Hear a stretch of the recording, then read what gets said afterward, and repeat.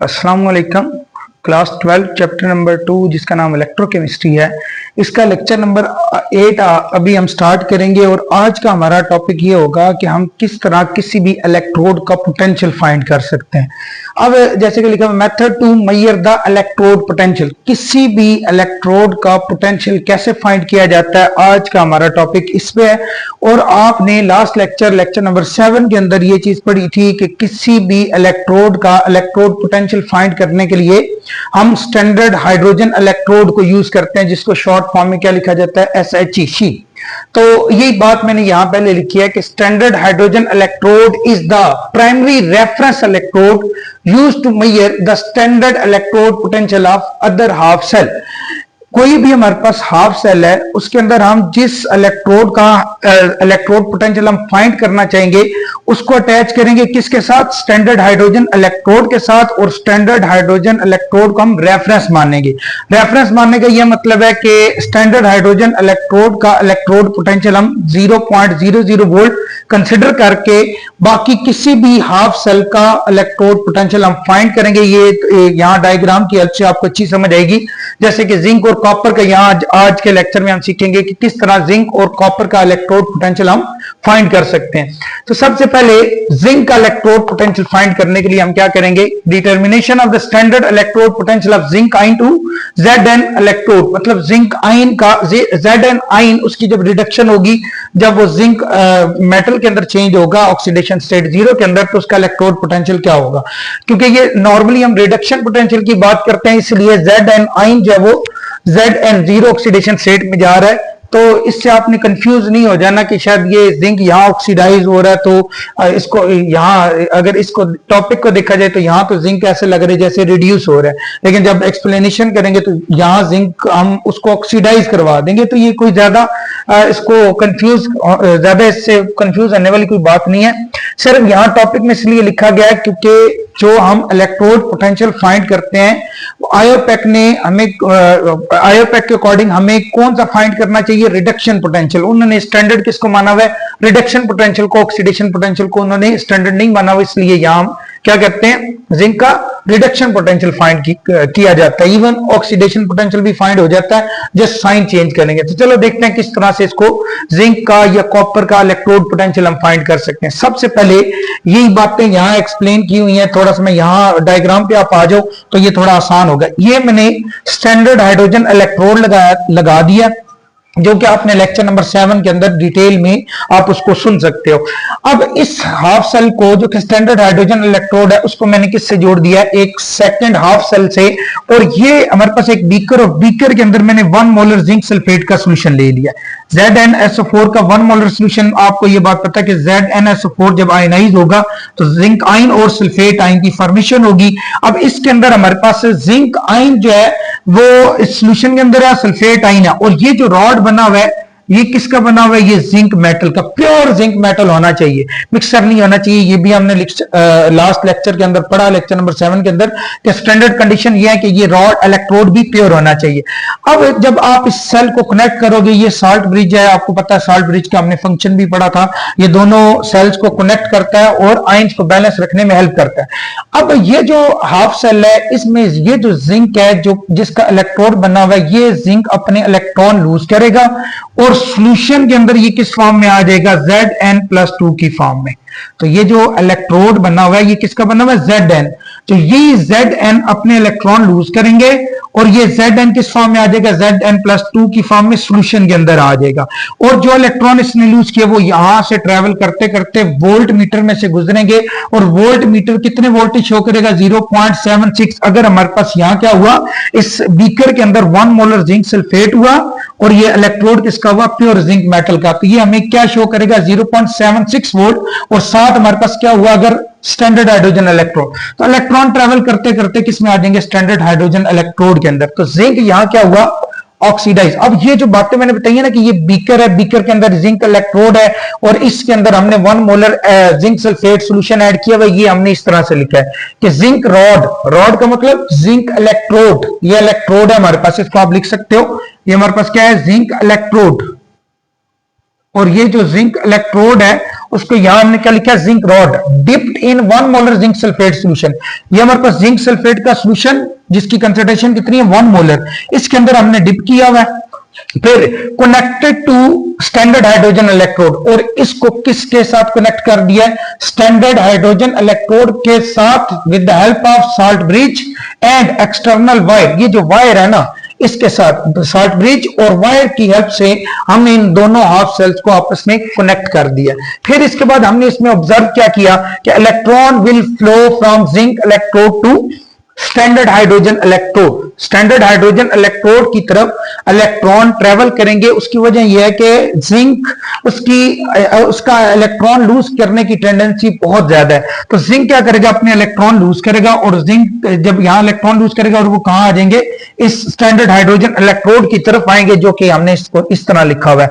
Electrons हैं वो flow करेंगे फ्रॉम जिंक इलेक्ट्रोड टू या zinc half cell to standard hydrogen electrode. अच्छा, वो क्यों ऐसे हुआ है, क्योंकि hence zinc electrode act as anode. Zinc यहां एनोड के तौर पे काम कर रहा है, और जो चीज एनोड होती है वो हमेशा अपने इलेक्ट्रॉन लूज करती है, उसमें ऑक्सीडेशन का प्रोसेस होता है। तो जिंक की ऑक्सीडेशन होने की वजह से ये अपने इलेक्ट्रॉन लूज कर रहा है। अगर इलेक्ट्रॉन लूज कर रहा है तो ये कैसा बिहेव करेगा, as a anode, and standard hydrogen will act as a cathode. अगर ये एनोड है तो ये कैथोड, अगर ये एनोड है तो ये फिर कैथोड होगा। इस तरह से जिंक हमारे पास कैसा बिहेव कर रहा है, एज ए इलेक्ट्रोड के तौर पे।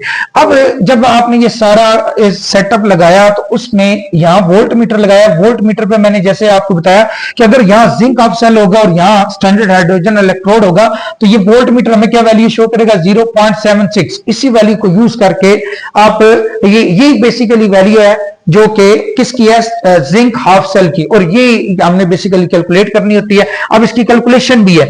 ये हमारे पास रिएक्शन होगा जिंक जो कि यहां जीरो ऑक्सीडेशन स्टेट में, ये जिंक कौन सा वाला, ये जिंक इलेक्ट्रोड, और ये किसके साथ, ये क्या करेगा, अपने इलेक्ट्रॉन लूज करेगा और वो किसको डोनेट करेगा, H plus sign. H plus sign कौन से, जब यहां से इलेक्ट्रॉन ट्रेवल करते करते वोल्ट मीटर में से गुजरे यहां आए, तो यहां अगर आप देखो ना, ये जो हमारे पास H प्लस साइन सोल्यूशन के अंदर है ना, ये जाएंगे इसके ऊपर, इस वायर के ऊपर, या इस बेहतर है कि आप यहां लगा लो इधर। ये हमारे पास प्लेटिनियम है, प्लेटिनाइज प्लेटिनियम, या इसको हम कह सकते हैं पाउडर जिंक। इसके ऊपर हमने सॉरी जिंक मैं कह रहा हूं, प्लेटिनियम को हमने कोट किया हुआ ताकि सरफेस एरिया बढ़ सके, और ये H प्लस साइन इस सोल्यूशन में से यहां जाएंगे और रिड्यूस हो जाएंगे। तो ये H प्लस साइन यहां लिखे हुए हमने 2H प्लस साइन। 2 क्यों लिखे है, क्योंकि एक जिंक जो है वो 2 इलेक्ट्रॉन लूज करता है। तो एक जिंक जब 2 इलेक्ट्रॉन लूज करेगा तो एक H प्लस साइन एक ही इलेक्ट्रॉन को एक्सेप्ट कर सकता है, लेकिन एक जिंक आयन जब 2 इलेक्ट्रॉन लूज करेगा तो इसके लिए हमें 2H प्लस साइन चाहिए। तो ये इलेक्ट्रॉन ये एक्सेप्ट करेगा, जिंक खुद ऑक्सीडाइज हो गया और इस H प्लस साइन को उसने रिड्यूस कर दिया। तो इसका मतलब इस हाफ सेल के अंदर यहां क्या प्रोड्यूस होगी, हाइड्रोजन गैस। ठीक है, इसको अभी यहां बॉदर नहीं करेंगे, उसकी वजह मैं आपको बता देता हूं। अभी पहले ये बात सुन लो, ये अभी हमारे काम की फिलहाल नहीं है। तो H प्लस आइन यहां जाके क्या करेंगे, रिड्यूस होंगे, और वो इलेक्ट्रॉन कहां से आए, जो इसने एक्सेप्ट करके इसने अपने आप को रिड्यूस किया, वो जिंक ने लूज किए थे। इसलिए ये हमारे पास कैसा बिहेव कर रहा है, एज अ कैथोड, और ये एज ए एनोड। तो ये हमारे पास फार्मूला है, इस फार्मूले की हेल्प से आप किसी भी हाफ सेल का इलेक्ट्रोड पोटेंशियल फाइंड कर सकते हो। ई नॉट ऑफ द सेल, ये जो वैल्यू है ना, ये हमें यहां शो जो हो रही है 0.76 वोल्ट, ये हमने लिख दी, जो पूरे सेल का इलेक्ट्रोड पोटेंशियल आ रहा है। अब एनोड की जगह कौन सी वैल्यू पुट करेंगे, ये थोड़ा समझने वाला। अब देखो ना, इसको हमने एनोड कंसिडर किया, क्योंकि जिंक क्या कर रहा था, अपने इलेक्ट्रॉन लूज कर रहा था। जो चीज इलेक्ट्रॉन लूज करती है वो कैसा बिहेव करती है, एज ए एनोड के तौर पे। तो ये हमारा क्या होगा, एनोड, और ये हमारा क्या होगा, कैथोड। तो अब मुझे खुद बताओ आप लोग कि किसकी वैल्यू कहां पुट करनी चाहिए। इसकी वैल्यू जो कि क्योंकि स्टैंडर्ड हाइड्रोजन इलेक्ट्रोड की वैल्यू तो हमने खुद से रेफरेंस के तौर पे 0.00 वोल्ट मानी हुई है। अगर ये कैथोड है तो कैथोड की जगह मैं क्या पुट करूंगा, 0.00 वोल्ट। और इसकी हमने फाइंड करनी थी, क्योंकि इसकी तो स्टैंडर्ड हमने रेफरेंस मानी हुई है 0.00 वोल्ट, और इसकी हमने फाइंड करनी है। तो इसका मतलब ई नॉट ऑफ एनोड हमने फाइंड करना है, इसलिए मैंने इसकी जगह ई नॉट ऑफ एनोड लिख दिया। अब देखो ना, ये प्लस है तो इधर आके माइनस कर दो, क्योंकि जीरो तो ना प्लस होगा ना माइनस होगा। तो ई नॉट ऑफ एनोड हमारे पास क्या आ जाएगा, 0.76 वोल्ट। अब यहां मैं ये कह सकता हूं कि जैसे ना ये हमारे पास रिजल्ट है, E not of anode is equal to 0.76 volt. यहां ये कैसा बिहेव कर रहा था, एज अ एनोड के तौर पे। तो ये हाफ सेल, इसका वोल्ट कितना आया, पूरे सेल का भी वोल्टेज कितना आया 0.76 वोल्ट सेल पोटेंशियल इतना आया, और इस हाफ सेल का भी इतना आया। उसकी वजह यह है कि ये जो हमारे पास second half cell standard hydrogen electrode है उसका तो 0.00 वोल्ट है। तो बेसिकली ये जो वोल्ट है, यहां ये मैं कह सकता हूं कि इस हाफ सेल का भी ये सेल पोटेंशियल है, इलेक्ट्रोड पोटेंशियल है, और सेल पोटेंशियल कह रहा हूं इलेक्ट्रोड पोटेंशियल, और इस पूरे सेल का जो सेल पोटेंशियल है वो 0.76 है। तो सेल पोटेंशियल भी 0.76 और इस हाफ सेल का भी इलेक्ट्रोड पोटेंशियल 0.76 होगा। उसकी वजह यह है कि इसका जीरो हमने माना हुआ है। अब इसीलिए ये वैल्यू हमने, इसके रिजल्ट क्या है, हमें क्या पता चला, ऑक्सीडेशन पोटेंशियल ऑफ जिंक, क्योंकि यहां ये कैसा बिहेव कर रहा है, एज ऑक्सीडाइजिंग एजेंट के तौर पे, यहां एनोड के तौर पे काम कर रहा है, इसकी ऑक्सीडेशन हो रही है, इसलिए ऑक्सीडेशन पोटेंशियल जिंक का प्लस 0.76 वोल्ट है। और इसी तरह से अगर मैं यहां बात करूं रिडक्शन पोटेंशियल की, तो क्योंकि हमारे पास रिडक्शन पोटेंशियल की वैल्यू हमेशा फिर चेंज हो जाती है, जो ऑक्सीडेशन पोटेंशियल की वैल्यू होती है उसका साइन अगर हम चेंज कर दें वो रिडक्शन पोटेंशियल बन जाता है, और रिडक्शन पोटेंशियल के वैल्यू का साइन हम चेंज करें तो वो ऑक्सीडेशन पोटेंशियल हमारे पास बन जाता है। अच्छा जी, अब सेम हमारे पास एक और टॉपिक है, determination of standard electrode potential of zinc ion की जगह कॉपर आयन। क्या आ जाएगा यहाँ पे, कॉपर आयन, और ये किस में चेंज हो जाएगा, कॉपर के अंदर। अब अगर सेम ये आपने टॉपिक करना है तो हम यहाँ क्या करेंगे, सेटअप को थोड़ा सा चेंज करेंगे। मैं थोड़ा सा यहाँ पे ही चेंज करता जा रहा हूं ताकि आपको याद करने के लिए भी आसान हो ये टॉपिक। तो यहाँ पहले जिंक रॉड डिप किया हुआ था, अब हम क्या करेंगे, कॉपर रॉड, क्योंकि यहाँ कॉपर यहाँ चेंज किया तो यहाँ भी सारा सेटअप चेंज करना पड़ेगा आपको। यहाँ हमारे पास क्या आ जाएगा, copper rod dipped in 1 molar zinc sulphate की जगह कॉपर सल्फेट सॉल्यूशन। अब ये सारा सेटअप हम चेंज करेंगे। अब इसका मतलब ये है कि यहां भी आपको चेंज करना पड़ेगा कि अब इस बीकर के अंदर हमने क्या ले लिया हुआ है, कॉपर सल्फेट सॉल्यूशन, क्योंकि पहले हमने जिंक का फाइंड किया, अब कॉपर का फाइंड करने लगे हैं क्या चीज, इलेक्ट्रोड पोटेंशियल। जब कॉपर सल्फेट इस सॉल्यूशन के अंदर होगा ना, तो अब ये जिंक आयन यहां मौजूद नहीं होंगे, अब यहां कौन मौजूद होंगे, कॉपर आयन, ये इलेक्ट्रोड ही होगा। अब ये रॉड किसका बना हुआ है, अब ये कॉपर का बना हुआ है, ये एनोड की बजाय ये क्या होगा, कैथोड होगा। कैथोड कैसे होगा, ये बात अभी हम अंडरस्टैंड करते हैं। इधर हमने वही सेम क्या लगाया हुआ है, इलेक्ट्रोड पोटेंशियल। अब जो हमारे पास वैल्यू आएगी वो आएगी 0.34 वोल्ट। किस केस में, अगर यहां पे हमारे पास स्टैंडर्ड हाइड्रोजन इलेक्ट्रोड है और इधर आपने क्या लगाया हुआ है, कॉपर का बना हुआ इलेक्ट्रोड, जो कि मैंने यहां मेंशन कर दिया। ठीक है, अब ये बाकी सारा सेटअप सेम है, बिल्कुल सेम प्रोसीजर भी सेम है, सिर्फ आपने थोड़ा थोड़ा चेंज करना है। तो कॉपर रॉड को हमने डिप कर दिया किसके अंदर, कॉपर सल्फेट के सॉल्यूशन के अंदर, और सेम वही बात कि इनको कनेक्ट कर दिया स्टैंडर्ड हाइड्रोजन इलेक्ट्रोड को किसके साथ, दूसरे हाफ सेल के साथ, और with the help of salt bridge and wire. ये सॉल्ट ब्रिज की हेल्प से और इस वायर की हेल्प से हमने इन दोनों हाफ सेल को आपस में कनेक्ट कर दिया। ऑब्जर्वेशन क्या होगी, electron will flow from zinc electrode to standard hydrogen, यहां ये लिखा हुआ है। अब हम इसको चेंज करेंगे, यहां आप लिखोगे कॉपर, यहां क्या लिखोगे, कॉपर, कॉपर की तरफ इलेक्ट्रॉन ट्रेवल करेंगे फ्रॉम स्टैंडर्ड हाइड्रोजन इलेक्ट्रोड। अब अगर आप ध्यान से देखो ना, तो पहले इलेक्ट्रॉन जिंक से स्टैंडर्ड हाइड्रोजन इलेक्ट्रोड की तरफ जा रहे थे, लेकिन अगर यहां कॉपर हो तो इलेक्ट्रॉन स्टैंडर्ड हाइड्रोजन इलेक्ट्रोड की तरफ से यहां ट्रेवल करेंगे। इसका मतलब ये जो डायरेक्शन मैंने इलेक्ट्रॉन्स की शो की हुई है, ये भी आप रिवर्स कर दोगे। इसका मतलब ये डायरेक्शन अब हो जाएगी, इलेक्ट्रॉन विल फ्लो फ्रॉम, कहां से बोला, स्टैंडर्ड हाइड्रोजन इलेक्ट्रोड से ट्रेवल करेंगे टूवर्ड द कॉपर इलेक्ट्रोड। तो ये ऐसा क्यों हुआ, ये थोड़ा सा अंडरस्टैंड करते हैं। तो ये क्या चीज है, ये डायरेक्शन ऑफ इलेक्ट्रॉन है।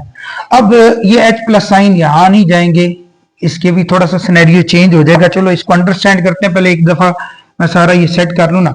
अब बाकी सारा सेटअप वही है।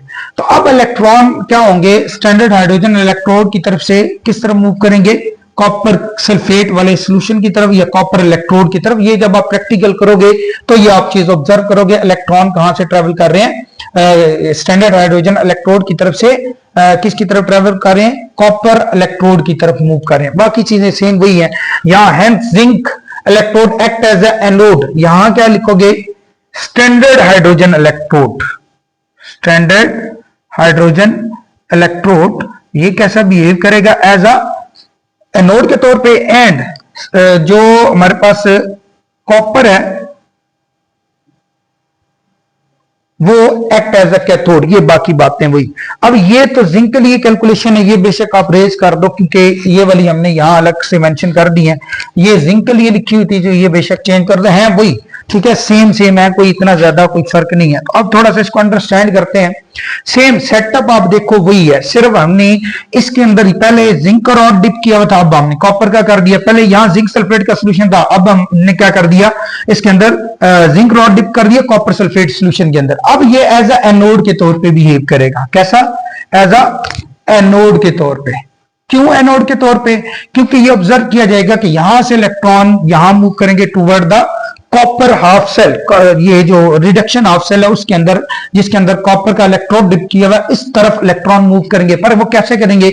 अब अगर आप देखो ना, ये जैसे मैंने कहा था पहले कि ये हाइड्रोजन गैस जब यहां जिंक रॉड होगा और जिंक सल्फेट का सोल्यूशन होगा, इसका कोई काम नहीं है। लेकिन अब जब ये एज ऑक्सीडेशन हाफ सेल के तौर पर काम करेगा या इस सेल के अंदर ऑक्सीडेशन होगी, तो फिर ये हाइड्रोजन गैस जो हमने यहां से खुद ऐड की हुई है 1 atm प्रेशर के ऊपर, तो ये गैस सोल्यूशन के अंदर एंटर होगी और ये गैस अपने ना इलेक्ट्रॉन लूज करेगी। चलो मैं इस गैस को यहां लिख लेता हूं, या अगर आपको कंफ्यूजन ना होगी तो अभी तरह आप यहां लिख लो। ये H2 गैस जो हमने बाहर से ऐड की, ये क्या करेगा, यहां जाके अपने इलेक्ट्रॉन लूज करेगा। इलेक्ट्रॉन यहां से ट्रेवल करते करते यहां कॉपर की तरफ आएंगे और ये जो H2 हाइड्रोजन गैस है, ये सोल्यूशन में किस फॉर्म में आ जाएगी? H+ आयन की फॉर्म। तो H2 will change into H+ ion. ठीक है, ये बात भी हम यहां देखेंगे भी। ये देखो ना, H2 किस में आ रहा है? H+ आयन में। H2 H+ आयन के अंदर चेंज हो रहा है। तो ये हाइड्रोजन गैस यहां ऑक्सीडाइज होगी और ऑक्सीडाइज होकर खुद किस में चेंज हो जाएगी? H+ आयन में। और जो इलेक्ट्रॉन जब वो यहां से ट्रेवल करते करते वोल्ट मीटर में से गुजरेंगे, तो वोल्ट मीटर में ये रीडिंग शो करेगा 0.34 वोल्ट, जो कि पूरे सेल का सेल पोटेंशियल होगा। अब यहां इलेक्ट्रॉन ट्रेवल करते करते जब यहां आएंगे, तो यहां क्या होगा, ये जो हमारे पास सोल्यूशन के अंदर कॉपर आयन है ना, ये यहां जाके क्या हो जाएंगे? रिड्यूस।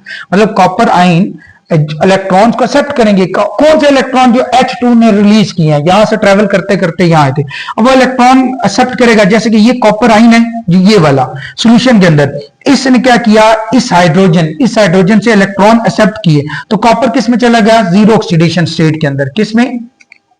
जीरो ऑक्सीडेशन स्टेट के अंदर ये सॉलिड फॉर्म में बन जाएगा। तो कॉपर यहां जाके जब इलेक्ट्रॉन एक्सेप्ट करेगा तो यहां सॉलिड फॉर्म में इसके ऊपर अटैच हो जाएगा, इसलिए सॉलिड लिखा हुआ है। तो कॉपर आयन सोल्यूशन से यहां सॉलिड फॉर्म में डिपॉजिट होगी, ये बात यहां लिखी हुई है। तो ये H2 जो यहां था, उसने अपने इलेक्ट्रॉन लूज किया, सोल्यूशन में आया और ये फर्दर मूव करता करता कहां आ गया? इलेक्ट्रॉन इधर मूव कर दिए और खुद किस में चेंज हो गया? H+ ion. ये देखो ना, H2 किस में आ रहा है? H+ आयन में। अब सेम वही फॉर्मूला हम अप्लाई करेंगे। E0 ऑफ द सेल, इस पूरे सेल का सेल पोटेंशियल वो किसकी इक्वल होता है? E0 of anode plus E0 of cathode.